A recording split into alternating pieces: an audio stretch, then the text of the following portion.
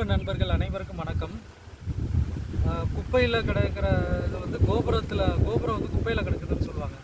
So கோபுரம் அப்படின்னு சொல்லக்கூடிய அளவுக்கு மிக மிக அற்புதம் வாய்ந்த ஒரு மூலிகை என்ன அப்படின்னு சொன்னோம்னா, சித்தர்கள் வகுத்தது உத்தாமணி அப்படின்னு சொல்லக்கூடிய வேலிப்பருத்தி.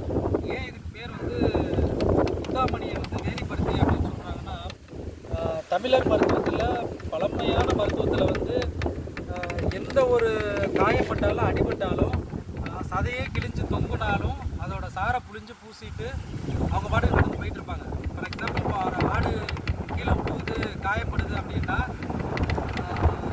இதோடைய சாரை அரைச்சி இதை வந்து மேல் பூச்சா பூசுவாங்க.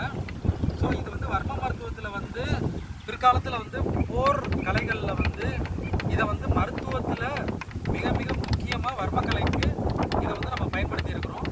ஸோ இந்த உத்தாமணியோட இலை மட்டும் இல்லை, காய் பூ எல்லாமே நம்ம வந்து உணவாக பயன்படுத்தி வந்தோம். இதோட காய் வந்து குழம்புக்கு பயன்படுத்துகிறாங்க இன்றைக்கும் கிராமத்தில். ஸோ இதை பயன்படுத்துங்க. இதோடைய அடுத்தடுத்த பாகங்கள் வரக்கூடிய மருத்துவ பாகங்களாக நம்ம வந்து எண்ணெய் காய்ச்சுறது, இதோட தைலம், இதிலேருந்து வேல்யூ ஆடட் சர்வீசஸ்ன்னு சொல்லக்கூடிய மதிப்பு கூட்ட பொருளாக எப்படி அப்படின்றத அடுத்த பகுதிகளில் பார்க்கலாம்.